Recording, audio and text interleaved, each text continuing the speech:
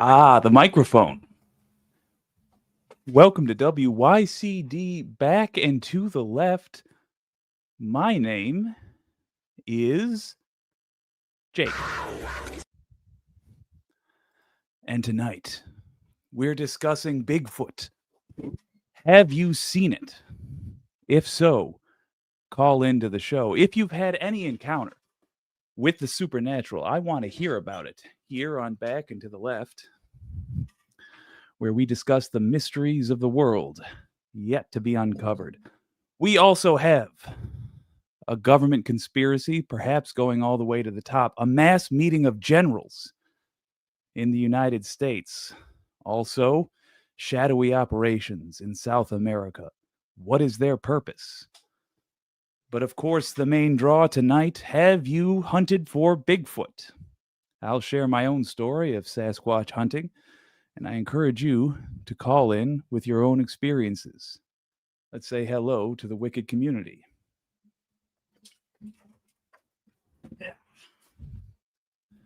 HBX. Ooh, creepy vibes indeed. Indeed. It is spooky season, and so we are looking for spooky things to talk about, including the Sasquatch, aka Sam Squanch, aka Bigfoot, aka the Dry Yeti, aka Larry. If you have encountered a Bigfoot, remember there is a link in the description, and you don't need to have been successful. Actually, all you need to have done is search for the creature. I myself searched for the mighty Sasquatch on multiple occasions. It's not uncommon as a Michigander for family vacations to take place in the woods. That's a perfectly normal destination. Often, I'm just looking for an excuse. Sure, the first time I searched for the beast, part of me thought maybe I'll find something. Maybe I will come across a Bigfoot. But even then, I knew that Michigan isn't Bigfoot territory, it's Dogman territory. That's what's haunting our woods, if rumors are to be believed, the Michigan Dogman. However, Bigfoot's the traditional search, so that's what I went to the woods to search for. How did I search for Bigfoot? Well, myself and some family members would set up a tent in a state park area with lots of acres of woods around it, and then quietly wait in the dark of night with night vision goggles and hooch. Usually, it simply resulted in a drunken game of tag, but sometimes it resulted in a drunken game of truth or dare. Pretty much just dares. Pretty much just, will you eat this thing we accidentally dropped in the fire? But still, we really did have, my brother and I, my nephews and I, my niece and I. That was a little bit sexist. My nieces and nephews and I, my brothers and sisters, we enjoy from time to time a little bit of adventure.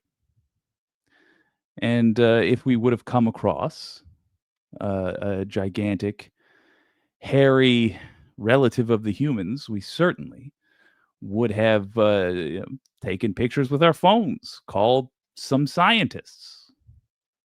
I like to think we wouldn't have pulled the old Steve Zahn. Let me show you what I mean.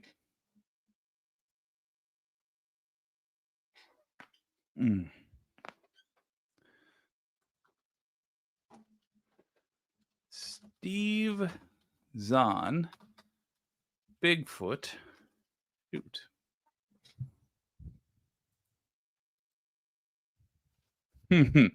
Yes, this will do lovely.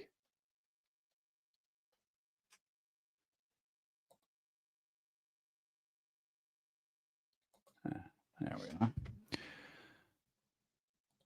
Yeah, I like to think we wouldn't have done the old Steve Zahn.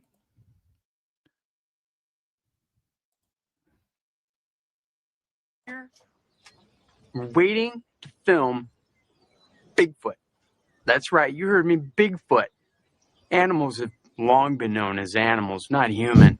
They've been described as stupid, cowardly, aggressive, dim-witted, Not human? low beasts, eager to kill, eager to eat, eager to fornicate, eager to stampede, all. But is it animals we describe, or is it mankind? Hey. Perhaps this Bigfoot creature can bridge the divide between us and them. Perhaps his gentle But ways the scene was quicker. can teach us, remind us that peace and harmony are necessary if mankind is to survive. Oh, that's What? Huh? Oh, fuck!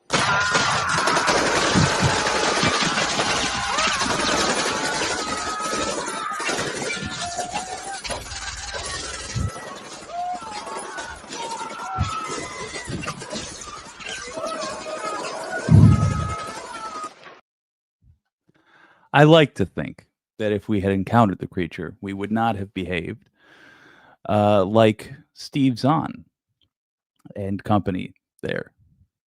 I like to think we would have been curious rather than cowardly. But, you know, I'd even take a vial of Bigfoot blood at this point. I just want there to be something magical. I understand that Snixavia went to a Bigfoot festival.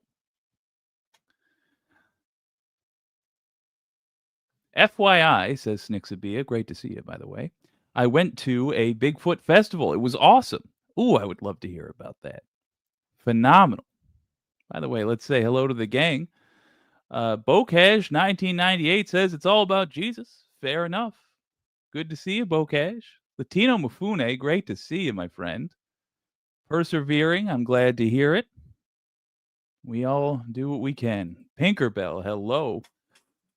And Snicks, great point. Boop the button if you haven't. It will help support the show. And on a related note, if you would like me to continue to make wicked content like this, do consider supporting my endeavors on patreon.com/WYCD. Recently, many a streamer has been perhaps shadow banned, has been kicked off for arbitrary reasons from whatever social media account they're attempting to stream to. The only way to ensure that we'll have a stream and the ability to fund it is to put our finances on a different application. So, because I am no longer monetized on YouTube, I'm clawing my way back from cancellation. I require you, if you want to see more of this content, to donate to patreon.com/WYCD. Now back to Bigfoot. Have you seen the beast? Have you seen a Bigfoot? Ansara, good to see you. Assalamu alaikum, my friend. Oh, wait, no. Salaikum salam. I'm still learning. Have you seen the beast? Have you encountered a Bigfoot? The closest I came was sitting around in the woods and seeing a baby bear.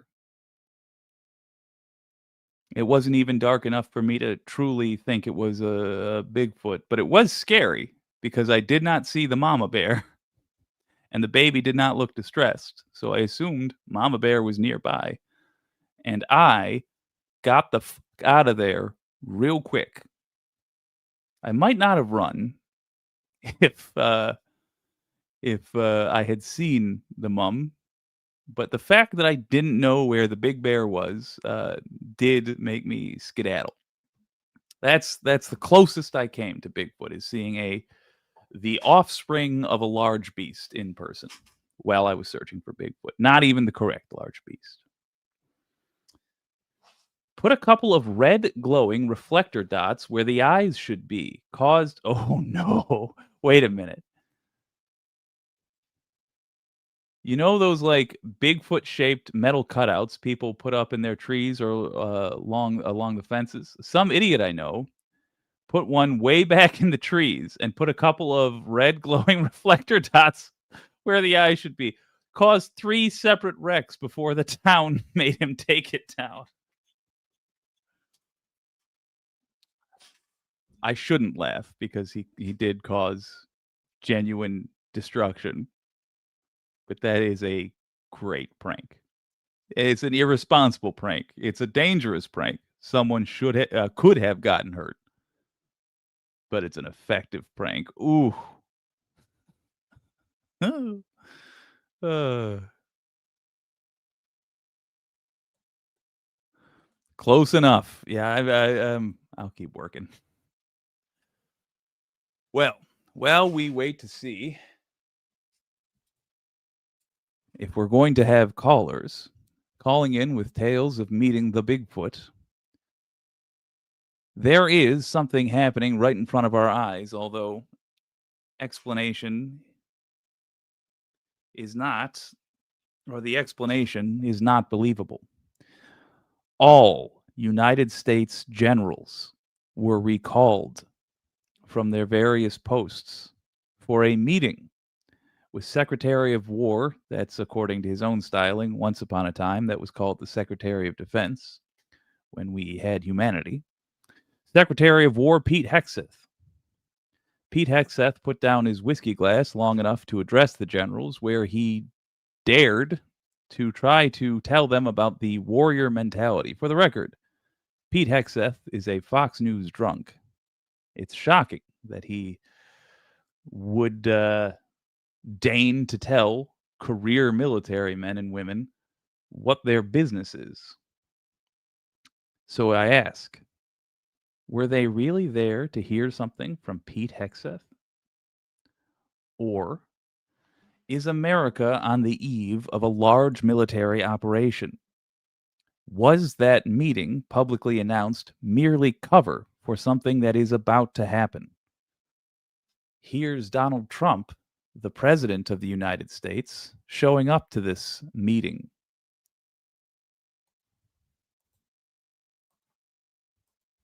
And addressing the generals.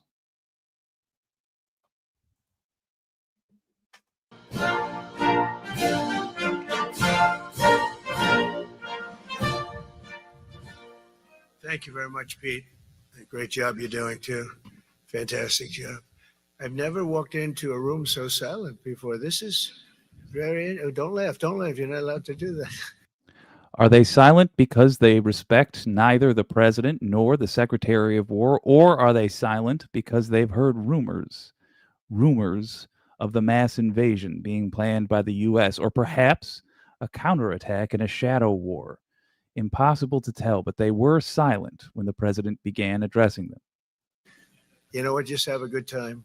And if you want to applaud, you applaud. And if you want to do anything you want, you can do anything you want. And if you don't like what I'm saying, you can leave the room. Of course, there goes your rank. There goes your future. So Donald Trump, President of the United States, making a casual joke about how the crowd can do whatever they want except express their opinions about him if those opinions are negative. Leader of the free world. But you just feel nice and loose, okay? Because we're all on the same team. And I was told that, sir, you won't hear a murmur in the room. I said, we got to loosen these guys up a little bit. So you just have a good time. But I want to thank Secretary Hegseth and General Kane, General Raisin Kane for a reason, they call him that. When I heard his name, I said, you're the guy I'm looking for. They call him General Raising Cane because he's a massive fan of John Lithgow movies.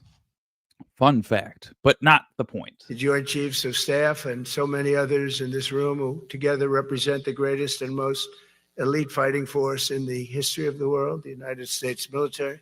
We're very proud of our military. I rebuilt the military during my first term. It's one of the greatest achievements. We had the greatest economy in history, and I built the military. Those are the two things I say more than anything else. And I also kept us safe at the borders. We had very good borders. We didn't have people coming in from jails and prisons and everything like took place over the last 4 years. They'll never.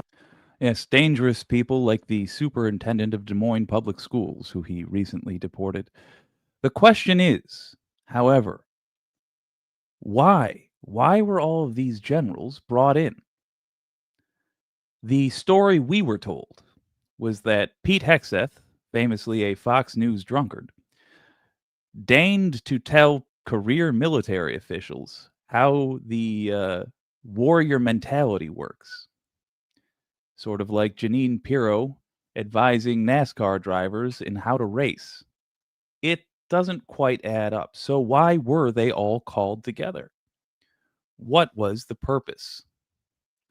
Some are suggesting it is related to recent attacks on Venezuela. Venezuela's Maduro says he's ready to declare state of emergency after U.S. military strikes an alleged drug boat. Venezuelan President Nicolas, this is by CBS News. Venezuelan President Nicolas Maduro said on Monday he is ready to declare a state of emergency over what he called the threat of U.S. aggression, following a spate of deadly U.S. strikes on suspected Venezuelan drug boats. Not sure why we're putting aggression in quotes. We blew up a boat. Today, the consultation process began to declare a state of emergency in accordance with the Constitution and protect our people, our peace, and our stability if Venezuela were attacked by the American empire, attacked militarily, Maduro said in a televised address. He's making a distinction between the physical attacks we've done recently by murdering Venezuelan citizens and, of course, the economic attacks that we've already leveled on the entire earth. Earlier in the day, Vice President Delcy Rodriguez told foreign diplomats that Maduro had signed a decree giving himself special powers as head of state to act in matters of defense and security in the event the United States dares to attack our homeland. We already have.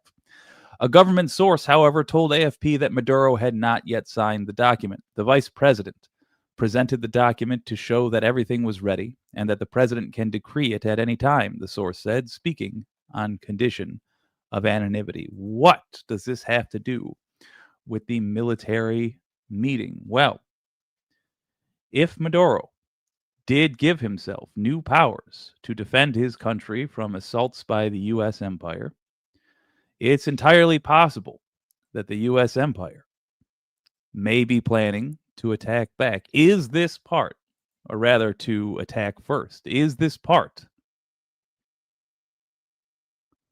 of a plan by the United States to start a war in South America? If so, why? Who were on those boats? Why did we break the law in order to attack those targets? Bear in mind, the president, according to the official story, the president ordered the attack on what appeared to have been unarmed boats without attempting to contact the boats. Venezuela says they were fishing boats. The United States says they were drug boats. Even assuming they were drug boats, the United States does not have the authority, without, it being considered an act of war, to attack another country simply because they suspect somebody in that country has drugs on them. So the question remains, why? Why did we really attack that boat? Boats now, multiple boats. Are we planning something larger, more sinister? If you have opinions, by all means call in. But in particular, if you have seen Bigfoot or searched for Bigfoot, I want to speak with you. I want to know what you found, how you searched, why you were looking, and whether or not you thought you would find anything. Nina Canadian, great to see you, my friend.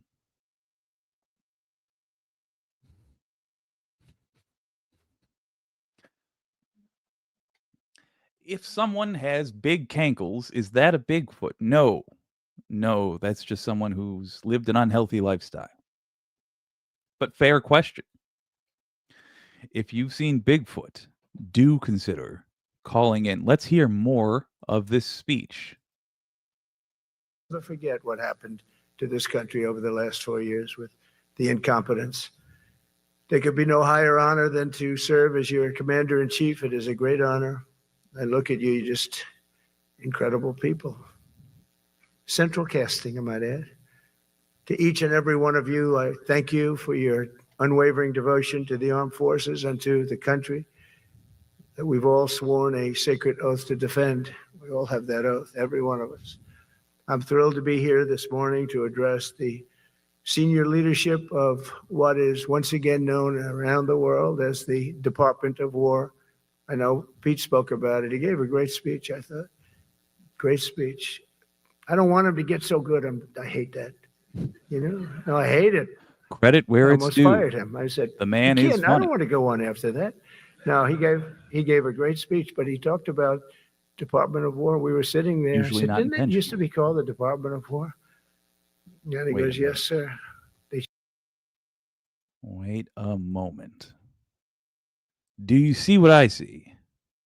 Might be difficult on your phone, but hold it real close to your face. Blah! No, I'm just kidding.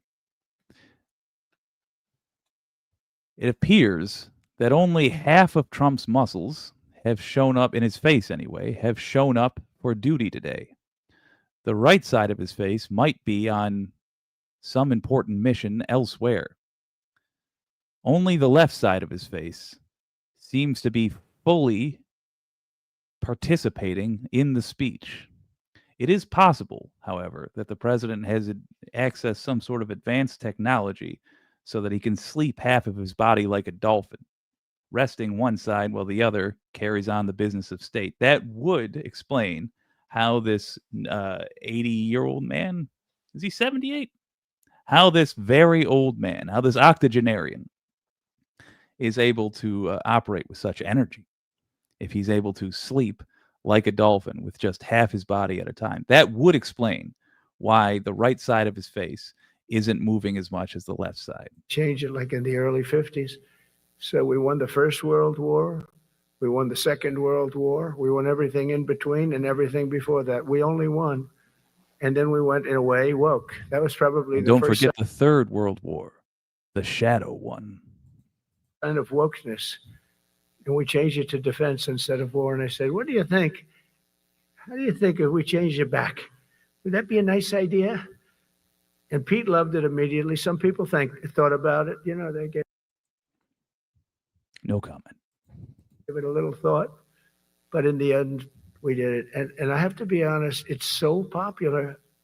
I thought it would be met with fury on the left, but they're sort of giving up. I must be honest with you. They've had it. They've had it with Trump.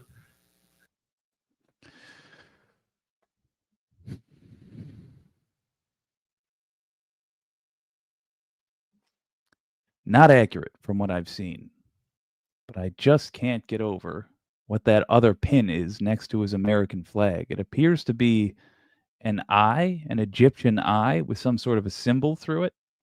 They've been after me for so many years now. Here we are. Here we are. Come to the White House anytime you'd like. No, they've given up. They're bad, a lot of bad people. But all over, that's been so popular. It's been a very popular. Trump sharing a message of peace while he speaks with his generals. After the recent Charlie Kirk shooting, he made it a point to talk about how rhetoric was something that needed to be toned down in the country. Anyway, here he is again talking to the generals. Bad, a lot of bad people. Mm. But all over, that's been so popular. It's been a very popular. I really thought that we were going to have to sort of fight it through. There's been no fight. There's been no fight. Like what I called. That's what it looks like. It looks like the eye on a dollar. Yes. Maybe he's trying to support the economy by wearing a symbol of the economy on his lapel. Maybe that's a signal to anybody who has a love of the economy that he's on their side. Could be. The Gulf of America, because to me it was always the Gulf of America. I could never understand. We have 92% of the frontage. It looks like something you'd see on a Yu-Gi-Oh card. For years, actually 350 years, they were there before us. It was called the Gulf of Mexico. I just had this idea. I'm looking at a map. I'm saying, we have most of the frontage. Why is it Gulf of Mexico? Why isn't it the Gulf of America? And I made the change, and it went smoothly. I mean, we had a couple of fake news outlets that refused to make the change. And then one of them, AP, took us to court, and we won. And the judge, who was Again, this is Trump addressing the generals of America. Trump addressing America's generals. Now, you might think he's just rambling about his own grievances because he's a vain man who doesn't care about the fate of the country. But I don't think that's true. I don't think you can become the president of the United States by being a vain simpleton who rambles on about the Gulf of Mexico in front of generals. I think that's just what we're supposed to believe. I think he's simply trying to make this as boring as possible so we don't ask the real questions. Why? Why are all of these generals gathered here? Surely it's not to hear Trump ramble. Let's see if he can drop a hint in here for the people that are really listening. What liberal judge said the name is the Gulf of America because AP refused to call it the Gulf of America. They wrote, they're not a good outfit, by the way. They call it the Gulf of Mexico. I said, no, the Gulf of America.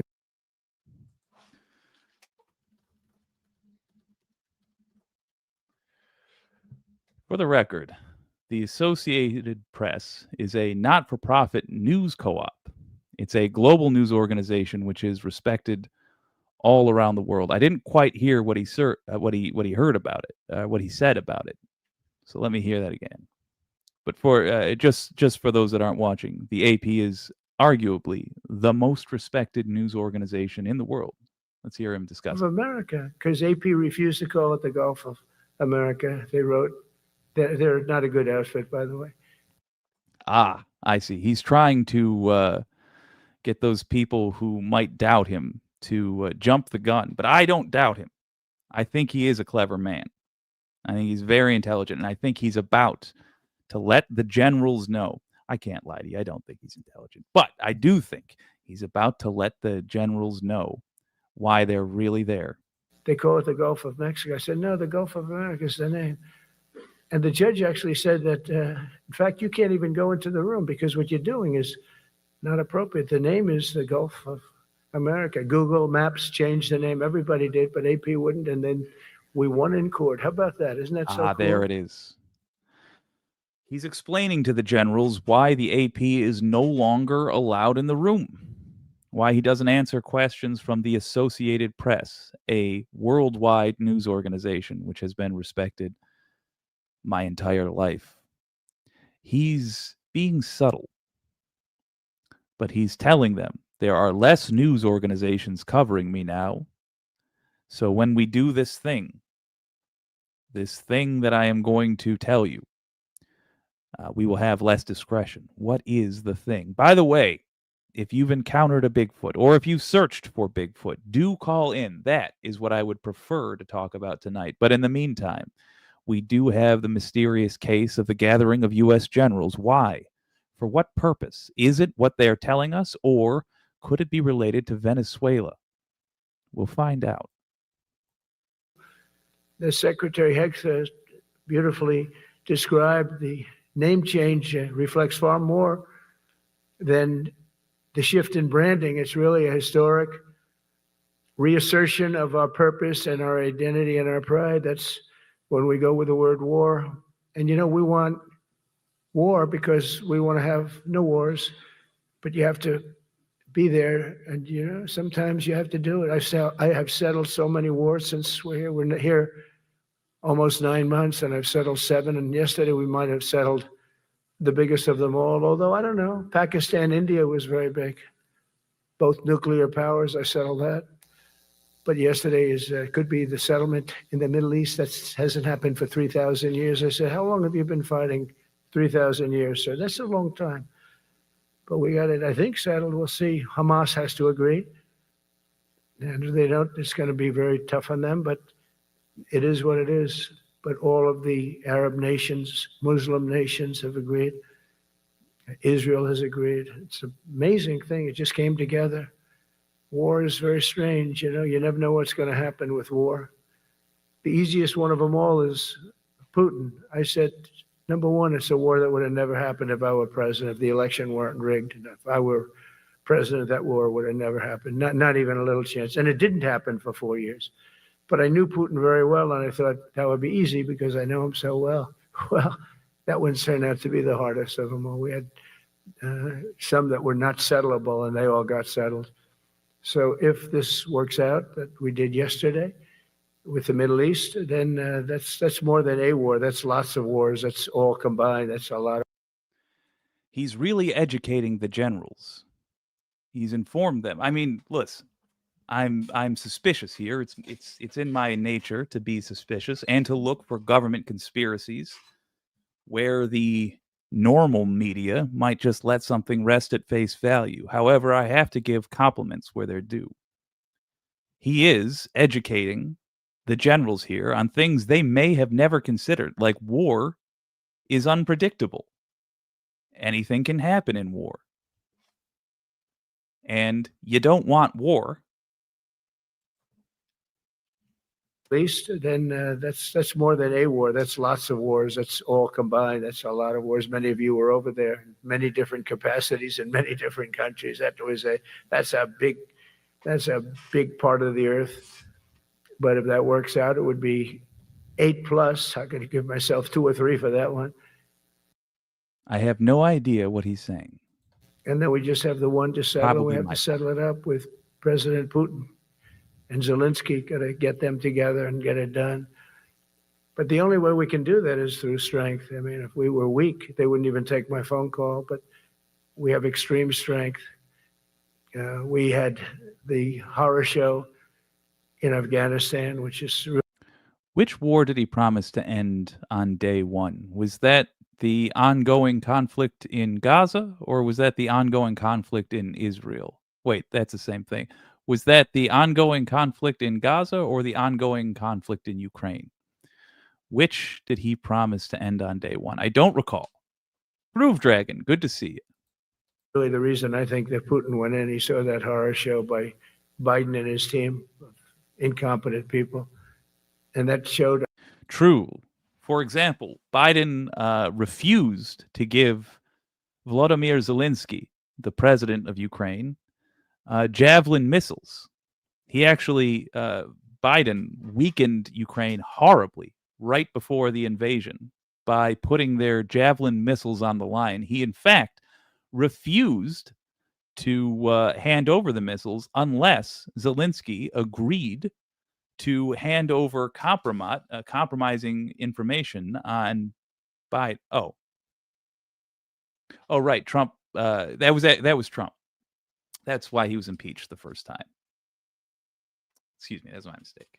He refused to hand over the Javelin missiles unless Zelensky agreed to hand over compromising information on Biden. All right, moving on. I think it gave him a path in. I wasn't there any longer. I watched that, and it was so horrible. I think it was the most embarrassing day in the history of our country. And now we're back. That's it. We're not going to have any of that crap happen, I can tell you. That was terrible, so terrible. Together we're reawakening the warrior spirit, and this is a spirit that won and built this nation. And from the cavalry that tamed the Great Plains to the ferocious, unyielding power of Patton, Bradley. And great cavalrymen like Custer, who bravely charged the dangerous natives who had dared to live on land we wanted. Storied history here, certainly. The great General Douglas MacArthur. These are all great men. Douglas MacArthur. Great general. I used to mispronounce it as MacArthur with a C, but apparently, I mean, Trump has Scottish heritage, so I assume he's correct. Apparently, it's actually pronounced MacArthur. This effort, we're a team, and so my message to you is very simple. I am with you. I support you. And as president, I have your backs 100%. You'll never see me even waver a little bit. It's the way it is. And that includes our great police officers and firemen and all of these people that are doing so well. Together over the next few years, we're going to make our military stronger, tougher, faster, fiercer, and more powerful than it has ever been before. Oh, I rebuilt our nuclear. In only 10 minutes. He only took 10 minutes to ramble about personal grievances. Now he's getting into the military stuff. So first of all, he's being very appreciative of the general's time, and I respect that. He only took 10 minutes of the time of every general in the United States military to talk about his personal grievances with various political people. That's pretty good for Trump. That's pretty good for a megalomaniac. So now we're getting into military. As you probably know, but we'll upgrade that also and just hope we never have to use it. We have to hope we never have to use it, because the power of that is so incredible. I see things I don't think they'd show it to you. I really wouldn't want them to show it to you. But when you see the result of... Yeah, he's probably seen a lot worse things than these people. You have to understand, these people here haven't had a tough job, really. Now, well, I mean, tough by our standards. They did spend their entire careers in the military, a profession revolving around the killing of other human beings. But no, Trump's seen some real stuff. Trump was in New York real estate. So, yeah, I mean, you know, there has to have been like construction injuries. And he says, you wouldn't believe it. You got to trust him. I can't get my eyes off that pin right next to his American flag. What is that pin? It's an eye with a line through it? What's left? You never want to use that. Never, never, ever. We were a little bit threatened by Russia recently, and I sent a submarine, nuclear submarine, the most lethal weapon ever made. Number one, you can't detect it. There's no way. We're 25 years ahead of Russia and China in submarines. Russia's actually... Now, traditionally, people might have said that it's terrible security, it's terrible military security, to talk about how advanced we are over other competing nations in a public forum. Some people might say that loose lips sink ships, but that's the old way of doing things. That's you know, that's not this new efficient way of doing things. Trump, I think, is just psyching out the competition. He's planting false stories. So we're either much farther ahead, more than 25 years ahead, or farther behind. But either way, he's tricking the enemies of the United States. Do you know what? I think it's time we had a guest join us, and we have one calling in right now. Snixabia, great to see you. How are you, my friend? I'm doing well. Can you hear me? I surely can. Have you ever searched for a Bigfoot? Ever searched for Bigfoot? Mm-hmm. As a child, yes, in the woods. Ah. Did you happen to find it? / why haven't I heard about it yet? No. Dang it. Not yet. Either. Still looking. Fair enough. What were you calling in wanting to talk about? The Bigfoot Festival. Yeah. Okay, so what is the Bigfoot Festival and where is it? It was so much fun. I know I sound like such a nerd. It was outside of the Smoky Mountains. Cool. Maybe 30 minutes away. Yeah. It was beautiful. It was in the mountains and none of this humidity stuff, you know. And then I met Giorgio. I tried to... Wait, the musician? I'm sorry, what? The musician, Giorgio? No, Giorgio, the aliens. Giorgio, like, the aliens dude. Oh, with the floppy hair. Yes, oh, I've been trying to put the picture up as like my avatar and everything, but I couldn't do it. But yeah. Okay. Oh, wow. Yeah, we got the author of Bigfoot, Hunter. Better effing call into this show, if I know. I only to think I need promote to your book. I know. I No, think I need to you've been skedaddle to a so he Bigfoot can. festival. You are so far the only Bigfoot content we have. I'm gonna hold on to you with both hands. But I have questions about this festival. So if Giorgio was there, presumably it's a pretty good size. How many people were in attendance? Oh goodness. Oh, I don't know. Like a few hundred, maybe. It was outside, like on this hilltop. So they had like this big tent set up for the speaker of the hour. They had different presentations. And they had another off on the other end of like the top of the hill.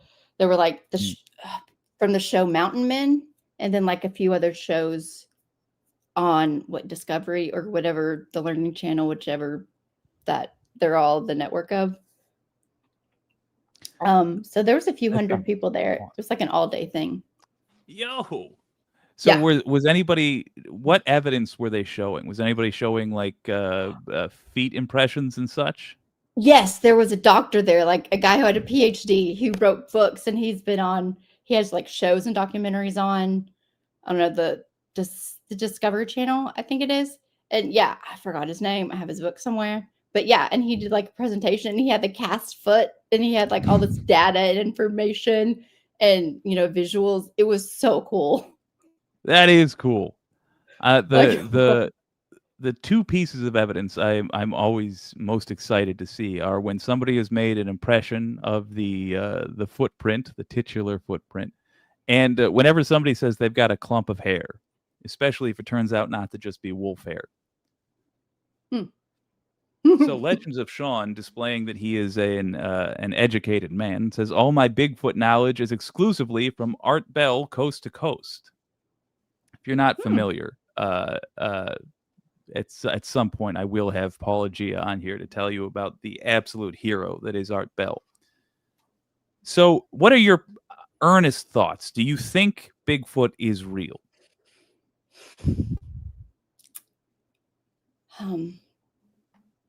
I don't know. I think it was like maybe a dying species, and we caught a glimpse of it. For Fair. that like because he broke it down frame by frame, and like the different contrapposto and the different different positions. But I think it was like maybe a dying species, and we caught that. I don't know. What in your opinion was the most convincing evidence in favor of Bigfoot being a real creature?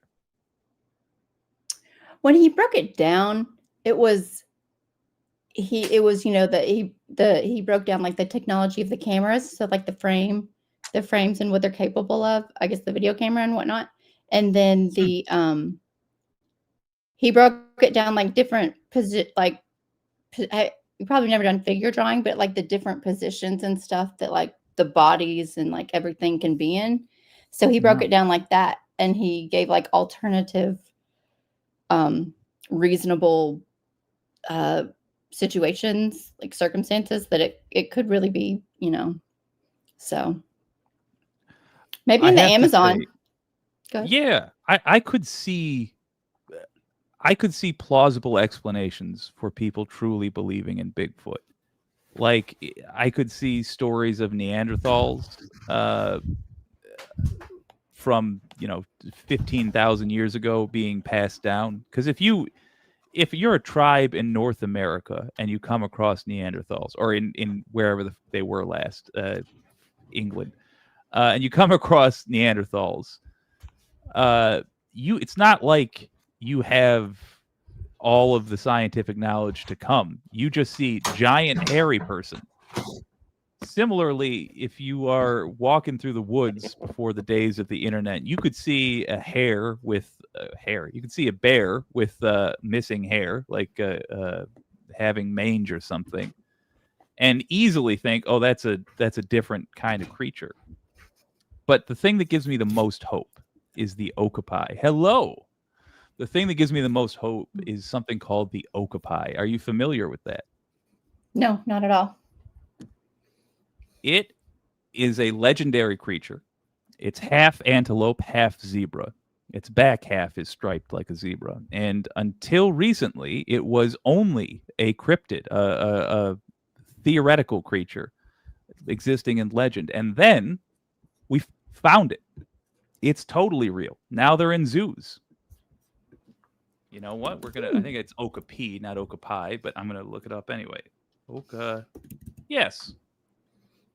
Images. Clicking on this puppy. Oh, wait a minute. Let me show you the majestic legendary creature. Now remember, before you see this existed in myth, meaning you would have only heard local legends of a half antelope, half zebra. So now feast your eyes on the real deal. Kind of hard to see, but yeah, there it is in a zoo. Looks fake, Nice. is real. So it's possible for sought after creatures that we've been looking for centuries to be still hiding somewhere on this planet. It is possible. I just don't personally think there actually is a Bigfoot. I wish there was. Yeah. If you had to guess, where do you think we'd find Bigfoot? Amazon. You think Amazon? Yeah, it's so hot No, though. never. Fair. But it's humid. Cool. It is human. It's true. know. And if if Bigfoot can sweat, then they've got that dealt with. Yeah. Wyoming, says HBX. Here's the thing: if I don't have to even leave the country to see a miracle of science, I would be so happy. I'd love it to be in my backyard, but my backyard is very metropolitan. All right, so if let's say that Bigfoot does exist and is out there, who should be the type of person who discovers Bigfoot in your opinion? Like, who would you feel confident meeting Bigfoot? Who deserves Not the so much win? deserves, but would say not shoot the beast dead or fail to collect necessary evidence. You think like a scientist? Yeah. Well, fair enough. I Scientist. would want like a college professor, certainly. Maybe even like an animal handler, like somebody with experience, like a zookeeper. I would want on the Mhm. team. Let's name 3 jobs. We're making a team. We're making a squad. And it's a 4-person squad, but I'm on it. I'm sorry. I got grandfathered in. So 3 people who would be good to send after a Bigfoot sighting. Scientist. I'm going to say college professor and animal handler. Do you have any changes for that? Maybe Are a they the vet? same person? Yeah, if we could have them all as the same person and then just like 2 other people to carry bags, that'd be great. Yeah. College professor, of course you. Vet, that's a good one. Don't you have to have like a muscle enforcer protection dude?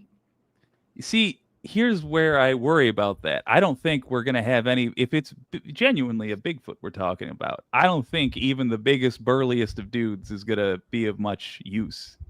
Still going to get torn in half like a, I don't know, celery stalk. That was more brutal than I intended.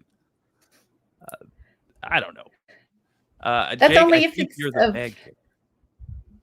Probably true. I'm sorry. What were you saying? I don't know. I don't remember. Fair enough.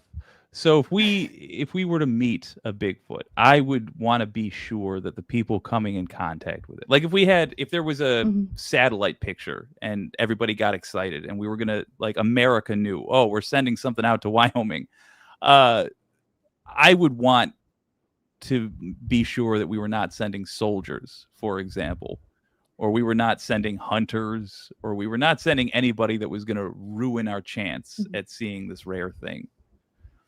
Also, just regular doofuses. That's what I was going to say, like a yoga, don't discount like a yoga crystal vegan person. Yeah. They're going to have the calm energy that's not going to be hostile. You know what? Fair enough. Send some hippies, some good old crunchy hippies who would get eaten by a beast before they'd shoot it. Yeah. All right, I can see that. Yeah. Of all the supernatural creatures, and we're gonna say aliens, ghosts, vampires, werewolves, big feet, Loch Nesses, etc. Which do you think is most likely to be real?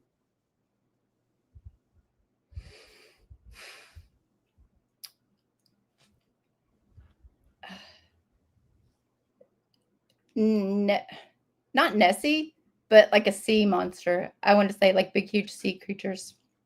Totally. I mean, physics backs you up. Absolutely. The deeper down you Yes. go, the bigger a creature can be and maintain buoyancy. Absolutely. And less explored, the ocean and deep lakes for that matter. So totally plausible. All right, so back to this Bigfoot festival. When did you hear about it? And what made you My decide to sis- go?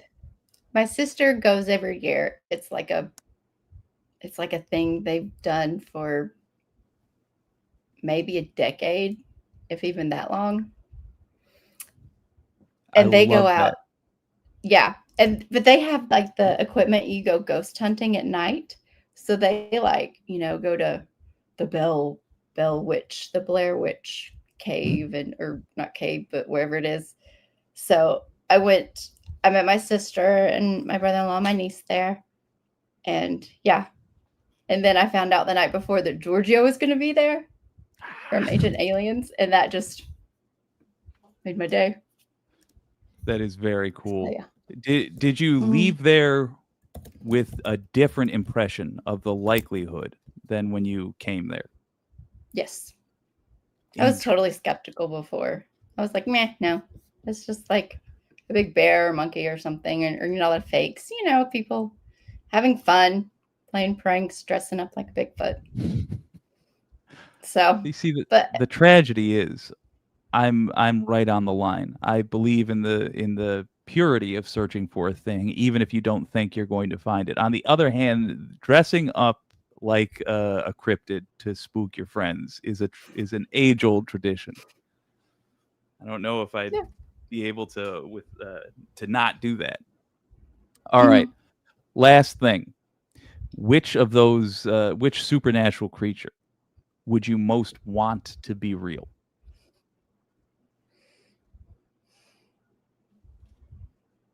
Bigfoot. Yeah? I think it Sure. depends Yeah. on the Bigfoot. If they are the friendly creature that I hope for, a Harry and the Henderson situation, absolutely. Mm-hmm. I do worry that Yeah. if there is a Bigfoot, the reason nobody's ever reported it is you get et. Mm-hmm. We'll What's a have to secret? find out. Yeah. Mm-hmm. Or maybe Bigfoot's just cool and they're like, hey man, don't I'm trying to be offline these days. Could you just thank you for understanding? Well, Mm-hmm. Snicks, thank you so much for calling in. If you know anybody with crazy stories, tell them there's a weirdo on the internet that wants to chat. Will do. Thank you. Thank you, my friend. Oh, I want the Tooth Fairy, but only the rock version. Intriguing. Good on you. Yes. Yes. Jane Goodall. Has anybody heard of the chimpanzee war? Before you go thinking that our world is quite so tame, one of the things that chimp researchers came across in relatively recent times, this would be right around the time Jane Goodall was getting into researching chimps herself, were the chimpanzee wars that I believe it took place in the early 2000s. I know Jane Goodall was 80s and 90s. Anyway, the chimpanzee wars were when a tribe of chimpanzees separated into two. And then the more aggressive, violent tribe of chimps began to, one at a time, hunt the males from their previous tribe. They killed males and then they killed females. Then they kidnapped some of the females, and eventually both tribes were destroyed. when another tribe came in from the north and killed them both. Violence is a very ape-like weakness. It is one we indulge in too often ourselves. It's easy for us to let one loud chimp rile us all up, get us to behave stupidly, and ruin opportunities, ultimately destroying ourselves. All we can do is try to be better, try to be kinder, and of course, donate to patreon.com/WYCD. I want to buy a jet ski. This has been WYCD Wicked Back and to the Left. My name is Jake.